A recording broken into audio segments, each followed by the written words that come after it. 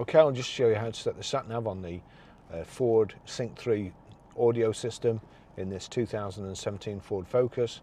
So, I mean, from any screen here, that you already see the sat nav there. But if we click on navigation, that puts it on the whole screen. Then you want destination. Touch destination. You've got search address, town, points of information, previous destination, home, work, favorites. So we'll go for search. Enter an address. I'm going to put a postcode in. Our postcode is Grosvenor Garage, Blackburn Road, High Walton, Preston, PR5.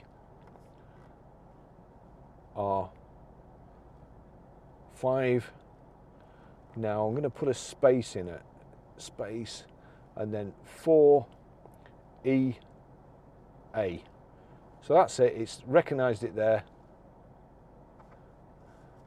We'll click search. Searching for PR5. Oh, actually, it's for some reason it's gone to 4EH there, but so anyway, it mustn't have 4EA in here. It's actually a car park, this, believe it or not. So that's it, and just click start. In a quarter of a mile, turn left and then make a U-turn. So that's how to set the sat nav.